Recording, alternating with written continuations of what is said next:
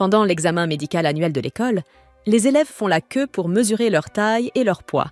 Quand vient le tour de Sai, elle se sent embarrassée lorsque le professionnel annonce ses mensurations à voix haute. Ensuite, ses amis se précipitent immédiatement autour d'elle pour lui demander ses résultats. Se sentant mal à l'aise, Sai essaie de les éviter, mais dans sa précipitation, elle trébuche et casse accidentellement la porte. Remarquant son état, Koki s'approche d'elle avec inquiétude, l'aide à se relever et lui rend son formulaire d'examen sans même le regarder. Ils échangent un bref au revoir et Sai répare rapidement la porte cassée en quelques secondes, stupéfiant ses amis. Alors qu'elle regarde Koki s'en aller, ses amis commencent à chuchoter à quel point il a l'air cool, en supposant qu'il pourrait être un dragueur. Sai le nie immédiatement, insistant sur le fait qu'il n'est pas comme ça. Ses amis se rappellent alors que Sai et Koki allaient à la même école primaire.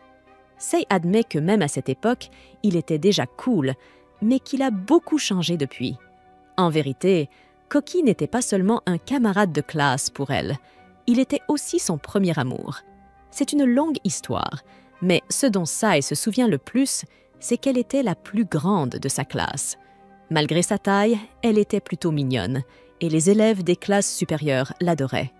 Ils se rassemblaient souvent autour d'elle, fascinés par l'enthousiasme qu'elle montrait pour les repas de la cantine.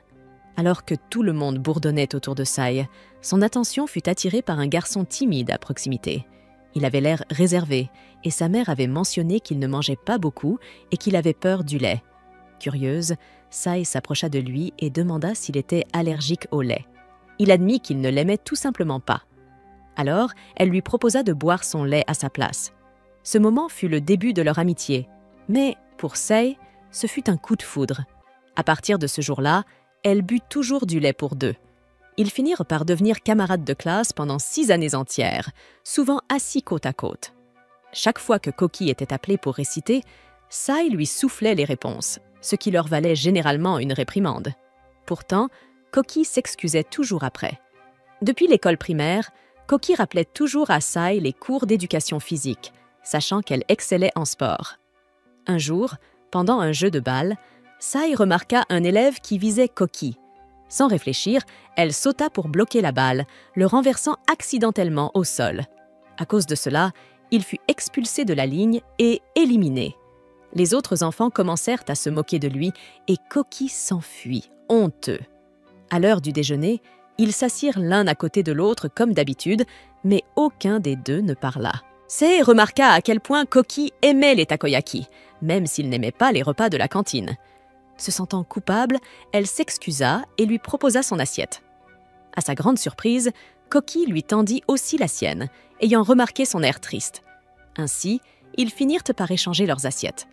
En grandissant, Koki commença à se concentrer sur le football. Même s'il était plus maigre et plus petit que les autres garçons, Sai avait toujours trouvé qu'il paraissait grand et cool. À l'époque, elle était soulagée qu'aucune de ses amies ne s'intéresse à lui, mais tout changea en 6e année lorsque Koki devint soudainement grand. En 3e année du collège, tout le monde autour d'eux voyait à quel point il était devenu séduisant. Sei eut presque du mal à le reconnaître au début, surtout lorsqu'il la salua avec une voix beaucoup plus grave. Ils avaient commencé très proches, mais leur amitié sembla s'effacer au lieu de se renforcer. Sei se dit qu'elle devait cesser d'avoir un faible pour lui, car la soudaine popularité de Koki la rendait un peu seule, même si cela signifiait que les autres remarquaient enfin le côté de lui qu'elle avait toujours admiré.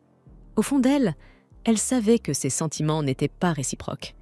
Et maintenant, elle ne pouvait le dire à personne, pas quand Koki était devenu quelqu'un admiré de tous. Le lendemain en classe, Sai suit leur routine habituelle lorsque le professeur demande soudain qui sera le représentant de classe pour le festival sportif. En se rendant à la réunion, elle remarque que la porte qu'elle a cassée hier porte déjà un avertissement collé dessus. Lorsqu'elle arrive dans la salle de réunion, elle trouve Koki seule. Son visage s'illumine quand il réalise que Sai est la déléguée de la classe B. Bientôt, les autres représentants de classe commencent eux aussi à arriver. La réunion se déroule comme d'habitude jusqu'à ce que le professeur sorte un grand morceau de tissu pour la bannière de l'école. Il suggère que quelques élèves de chaque niveau y participent, mais personne ne semble intéressé, trouvant la tâche trop lourde. Voyant cela, Koki s'approche de Sai et lui demande si elle veut faire la bannière avec lui. Comme elle est la seule personne qu'il connaît là, Sei n'a pas d'autre choix que d'accepter. Ainsi, il est décidé que tous deux seront responsables de la bannière. Le lendemain, tandis que Sei termine son entraînement de tennis, Koki l'attend déjà près du court. Lorsqu'elle a fini, il s'approche d'elle, attirant les regards curieux de ses amis. Ils se dirigent vers une salle de classe vide, étalent le tissu sur le sol et réfléchissent à un design. À sa surprise, Koki a déjà un plan clair. Il a toujours été artistique depuis l'école primaire, et lorsqu'il lui montre son dessin, Sei l'approuve immédiatement. Il décide de commencer tout de suite, et Sei se porte volontaire pour aller chercher la peinture, en partie parce qu'elle a besoin de se calmer, ses mains tremblant rien qu'à être près de lui. Après avoir repris son calme, Sei retourne en classe, et en un rien de temps, ils terminent tous les deux la bannière. Soudain, un surveillant entre et les réprimande pour être restés si tard dans la salle. Ils expliquent rapidement ce qu'ils font et lui montrent la bannière. Le professeur commente que le design n'est peut-être pas approprié, mais Sei défend immédiatement l'art de Koki. Voyant cela, l'enseignant décide d'emmener la bannière au bureau et leur dit de rentrer chez eux. Alors qu'ils se séparent, Koki se rend soudain compte qu'il a perdu la clé de son vélo. Après avoir cherché partout, il ne la trouve toujours pas. Koki est sur le point d'abandonner et de rentrer à pied, mais Sei refuse de le laisser faire. Elle l'encourage à réfléchir attentivement à sa matinée. Quand Koki ferme les yeux pour se rappeler, Sei devient toute troublée, rien qu'en le regardant. À sa grande surprise, il retrouve la clé. Elle était dans sa poche depuis le début. Sei est soulagé que Koki ait retrouvé la clé de son vélo, mais il est déjà tard. Koki lui propose alors de la raccompagner chez elle, lui disant de monter à l'arrière de son vélo. Sei refuse immédiatement, inquiète pour son poids, mais Koki la rassure en disant que tout va bien. Il ajoute même qu'il transporte souvent ses coéquipiers de football et qu'ils sont plus lourds qu'elle, donc ce ne sera pas un problème. Pendant le trajet, leur conversation se déroule naturellement. Ils parlent du prochain festival sportif et Koki mentionne que Sei participe au relais grâce à sa vitesse. Sei, cependant, se crispe intérieurement. Koki se souvient exactement de l'endroit où elle habite, et ils se mettent à se remémorer les repas de la cantine. Comment il était difficile à satisfaire, mais ne l'est plus maintenant, et à quel point les repas se sont améliorés avec les années.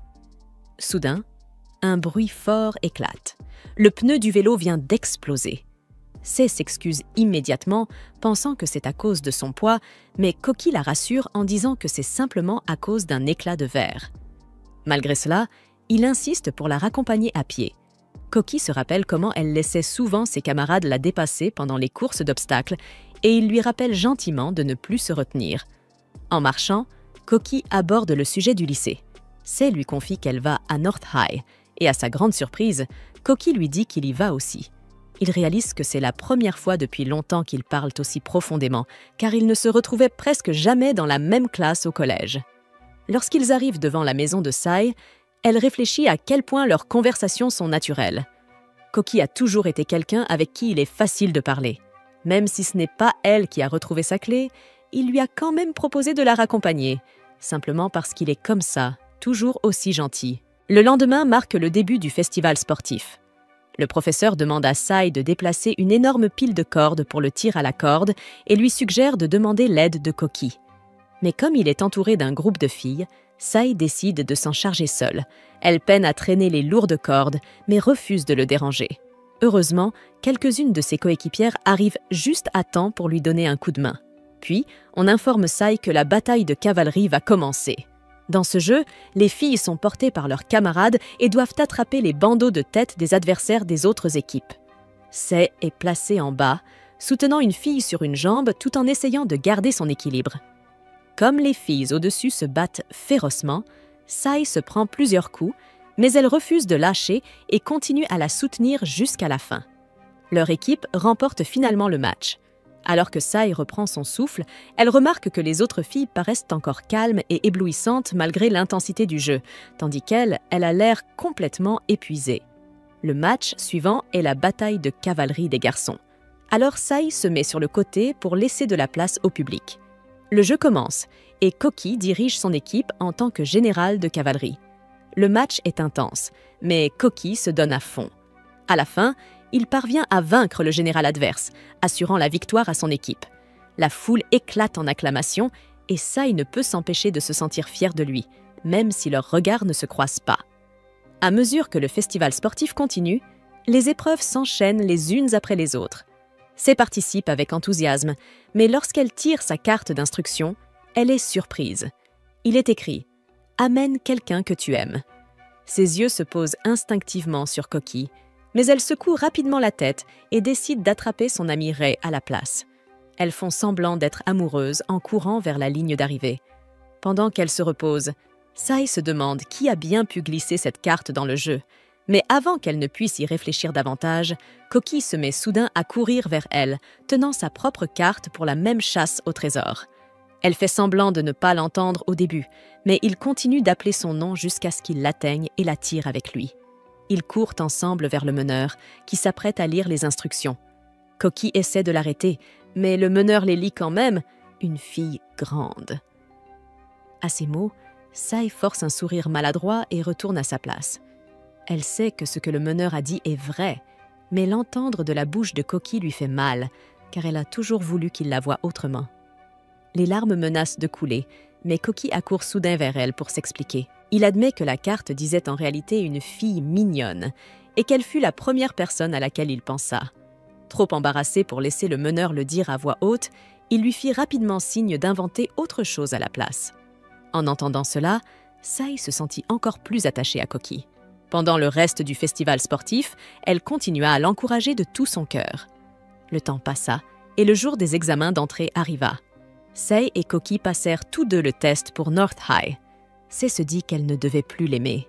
Il lui semblait désormais hors d'atteinte. Mais lorsque les résultats furent affichés, elle réalisa qu'il n'existait aucune règle interdisant de tomber amoureuse. Elle tourna la tête vers lui et vit qu'il avait réussi, lui aussi. À cet instant, ils échangèrent un sourire sincère et chaleureux. Le jour de la remise des diplômes, Koki s'approcha de Sai et lui demanda de prendre une photo ensemble, expliquant que sa mère l'avait demandé. Ils se tinrent côte à côte et prirent la photo, mais Koki se rendit soudain compte qu'il se tenait un peu trop près. Sai se sentit troublé, mais lui demanda de lui envoyer la photo également. Ils échangèrent leurs coordonnées, en disant que cela leur serait utile puisqu'ils allaient au même lycée et qu'ils espéraient être dans la même classe. Ensuite, ils discutèrent de plusieurs choses, comme les sucreries Kohakumanju vendues pendant la cérémonie de fin d'études. À la grande surprise de Sai, Koki lui offrit son propre Kohakumanju comme petit cadeau et lui dit qu'il avait hâte de passer le lycée avec elle. Sai ne put s'empêcher de l'admirer profondément. Le premier jour d'école, Sai découvrit qu'elle était dans la même classe que Koki. En se dirigeant vers la salle de classe, elle réfléchit à la manière dont, cette fois, elle voulait tenter sa chance et que l'univers semblait lui donner un signe pour le faire. Mais avant qu'elle n'atteigne la porte, Isui glissa soudain dans les escaliers et Sai la rattrapa instinctivement juste à temps. À ce moment-là, elle tomba par hasard sur Koki, qui la vit dans cette position embarrassante. Il la salua chaleureusement, manifestement heureux qu'il soit à nouveau camarade de classe.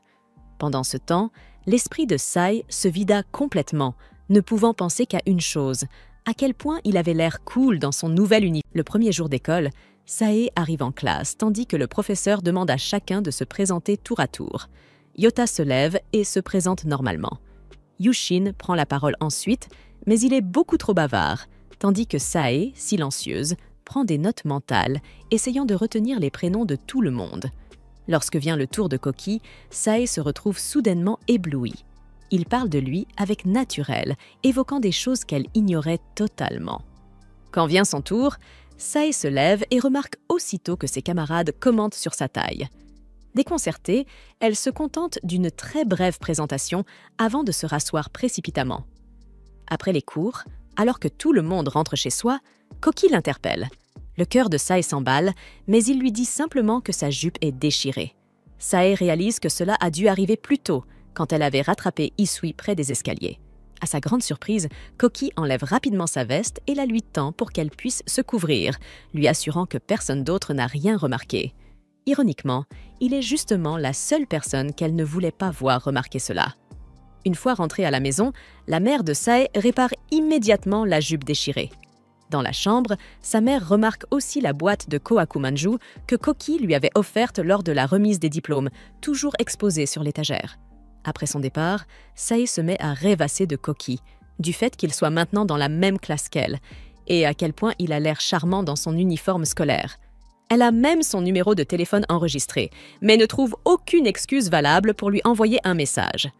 Le lendemain à l'école, Sae apporte son hoodie avec l'intention de le lui rendre. Cependant, Koki n'est presque jamais seule, ce qui rend la tâche difficile. Pendant ce temps, Sae remarque qu'Izui est constamment entourée de garçons venant d'autres classes et admet qu'elle est effectivement très mignonne. Alors qu'elle marche, elle entend quelqu'un l'appeler depuis une fenêtre. En levant les yeux, elle aperçoit Koki lui faisant signe d'au revoir depuis l'extérieur. Troublée, elle se précipite pour le rejoindre. Elle descend les escaliers et ils se heurtent accidentellement. Sae s'excuse rapidement et lui rend le hoodie qu'il lui avait prêté. À ce moment-là, Isui interpelle Sae pour la remercier de l'avoir sauvée plus tôt. Les deux jeunes filles font enfin connaissance, tandis que Koki s'excuse et s'éloigne. En discutant, Isui remarque à quel point Sae et Koki semblent lui proches et ne peut s'empêcher de s'extasier sur à quel point Koki est cool. Sae réalise qu'au lycée aussi, les gens continuent de le voir comme le garçon parfait.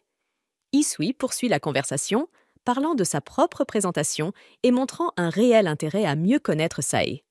Avant qu'elle ne se quitte, Isui lui demande son contact.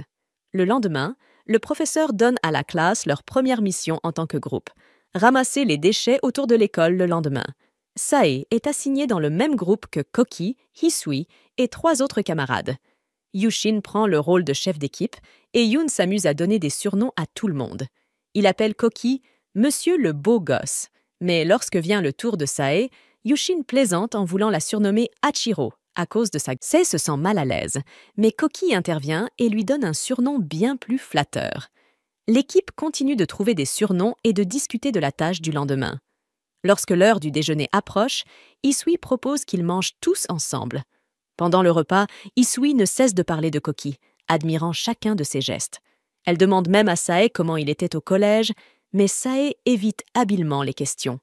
Pendant ce temps, Miu semble désintéressée et tente de ramener la conversation sur des sujets liés à la classe. Le lendemain, c'est la journée de nettoyage de l'école. Le groupe parcourt le campus pour ramasser les déchets.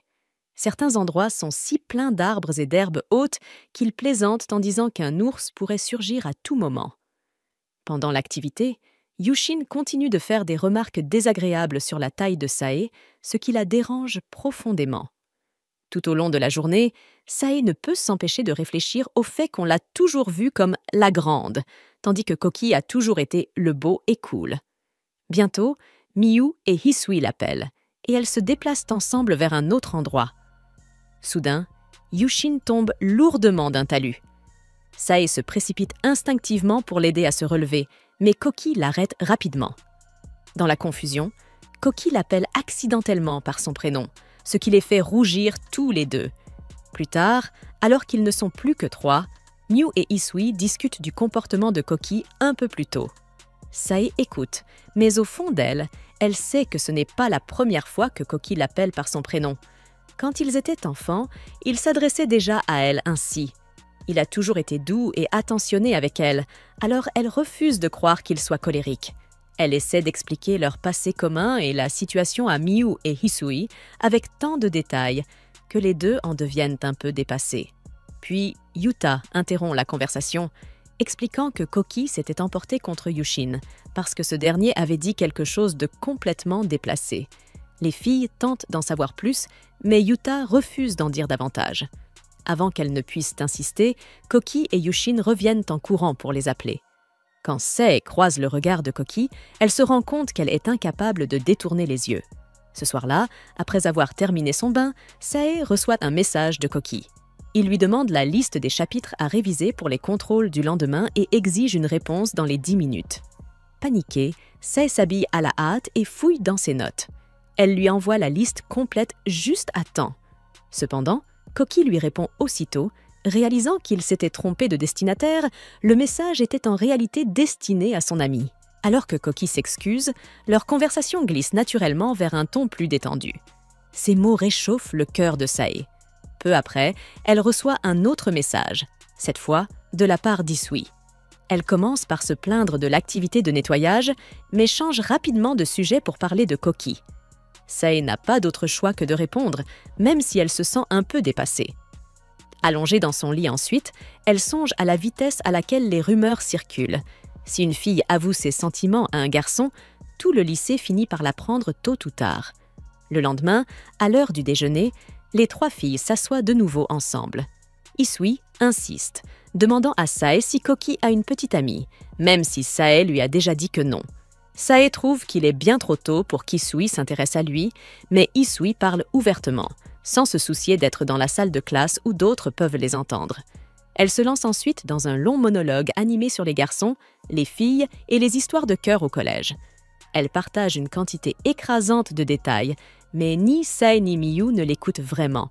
Toutes deux paraissent visiblement épuisées par son bavardage incessant. Finalement, Hisui remarque le silence de Sae et suppose qu'elle n'est simplement pas intéressée. Alors Miyu explique calmement que certaines personnes n'aiment pas ce genre de discussion.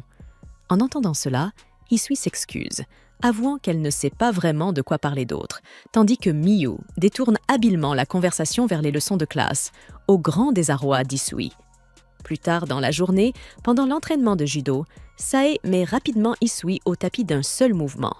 En réalité, elle bat tout le monde avec une telle facilité que même l'entraîneur lui demande si elle voudrait rejoindre le club de judo.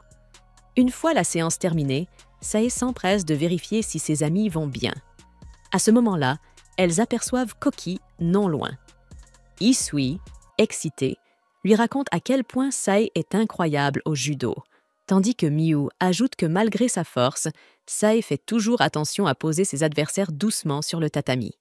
Koki félicite Sae pour cela, puis mentionne avec désinvolture l'entraînement de tennis en cours avant que ses amis ne l'appellent. Intriguée, Hisui dit qu'elle aimerait bien essayer le tennis elle aussi. Comme Sae était justement sur le point de déposer son inscription pour le club, elle décide d'y aller avec Hisui pour qu'elles s'inscrivent ensemble au club de tennis. Alors que Koki s'excuse, leur conversation glisse naturellement vers un ton plus détendu. Ces mots réchauffent le cœur de Sae. Peu après, elle reçoit un autre message, cette fois de la part d'Hisui. Elle commence par se plaindre de l'activité de nettoyage, mais change rapidement de sujet pour parler de Koki. Sae n'a pas d'autre choix que de répondre, même si elle se sent un peu dépassée. Allongée dans son lit ensuite, elle songe à la vitesse à laquelle les rumeurs circulent. Si une fille avoue ses sentiments à un garçon, tout le lycée finit par l'apprendre tôt ou tard. Le lendemain, à l'heure du déjeuner, les 3 filles s'assoient de nouveau ensemble. Hisui insiste, demandant à Sae si Koki a une petite amie, même si Sae lui a déjà dit que non. Sae trouve qu'il est bien trop tôt pour qu'Hisui s'intéresse à lui, mais Hisui parle ouvertement, sans se soucier d'être dans la salle de classe où d'autres peuvent les entendre. Elle se lance ensuite dans un long monologue animé sur les garçons, les filles et les histoires de cœur au collège. Elle partage une quantité écrasante de détails, mais ni Sae ni Miyu ne l'écoutent vraiment. Toutes deux paraissent visiblement épuisées par son bavardage incessant. Finalement, Hisui remarque le silence de Sae et suppose qu'elle n'est simplement pas intéressée. Alors Miyu explique calmement que certaines personnes n'aiment pas ce genre de discussion. En entendant cela, Hisui s'excuse, avouant qu'elle ne sait pas vraiment de quoi parler d'autre, tandis que Miyu détourne habilement la conversation vers les leçons de classe, au grand désarroi d'Hisui. Plus tard dans la journée, pendant l'entraînement de judo, Sae met rapidement Hisui au tapis d'un seul mouvement. En réalité, elle bat tout le monde avec une telle facilité que même l'entraîneur lui demande si elle voudrait rejoindre le club de judo. Une fois la séance terminée, Sae s'empresse de vérifier si ses amis vont bien. À ce moment-là, elles aperçoivent Koki non loin. Hisui, excitée, lui raconte à quel point Sae est incroyable au judo, tandis que Miyu ajoute que malgré sa force, Sae fait toujours attention à poser ses adversaires doucement sur le tatami. Koki félicite Sae pour cela, puis mentionne avec désinvolture l'entraînement de tennis en cours avant que ses amis ne l'appellent. Intriguée, Hisui dit qu'elle aimerait bien essayer le tennis elle aussi. Comme Sae était justement sur le point de déposer son inscription pour le club, elle décide d'y aller avec Hisui pour... Cependant, plusieurs camarades de classe commencent à dire qu'il faudrait changer un peu les groupes par rapport à l'activité de nettoyage. Certains lancent même des regards vers Sae, insinuant qu'elle veut simplement être dans le même groupe que Koki. Avant qu'elle ne puisse réagir, Koki lui touche doucement l'épaule et lui murmure un plan à l'oreille. Lorsque Yushin tente de réorganiser les groupes, Koki prend aussitôt les devants et propose un tirage à pierre-feuille-ciseaux. Grâce à sa petite stratégie, tout se passe comme prévu. Sae et Koki se retrouvent encore une fois ensemble. Après les cours, alors que Sae rentre chez elle, Isui accourt vers elle, toute excitée. Elle lui confie avoir remarqué à quel point Sae et Koki semblaient complices et admet qu'elle aimerait elle aussi se rapprocher de lui. Elle demande même à Sae de l'aider. Mais en voyant la réaction embarrassée de Sae, Isui change d'avis et dit qu'elle ira simplement lui parler elle-même. Alors que Sae observe Isui tenter de se rapprocher de Koki, Miyu intervient soudainement. Elle devine immédiatement la vérité. Sae aussi a un faible pour lui. À ce moment-là, Koki leur fait signe de loin, un simple geste, mais suffisant pour troubler Sae. Surprise, elle laisse tomber son sac et s'enfuit précipitamment. En courant, elle réfléchit à tout cela. Elle réalise qu'elle a toujours dissimulé ses sentiments pour Koki, de peur de briser leur amitié. Sur son chemin, elle croise à nouveau Isui et, prise d'un élan, la tire dans un coin pour lui faire une confession. Elle lui avoue, le cœur battant, qu'elle est amoureuse de Koki. Les yeux d'Isui s'écarquillent de surprise, mais contre toute attente, elle ne se fâche pas. Au contraire, elle veut l'aider. Elle parle si fort que Sae doit lui couvrir la bouche pour éviter que quelqu'un n'entende. Lorsqu'Isui découvre que Sae aime Koki depuis l'école primaire, elle reste bouche bée. Sae laisse alors couler tout ce qu'elle a sur le cœur. Ses émotions, ses souvenirs, sa peur, son espoir. Isui, touché, lui promet de la soutenir. Peu après, Miyu arrive en portant les affaires que Sae avait laissées tomber. Isui finit par avouer qu'elle n'aimait Koki que pour son apparence, et que si elle avait su que Sae avait des sentiments sincères pour lui, elle ne l'aurait jamais approché. D'ailleurs, elle confie qu'elle a déjà quelqu'un d'autre en tête, puisque Koki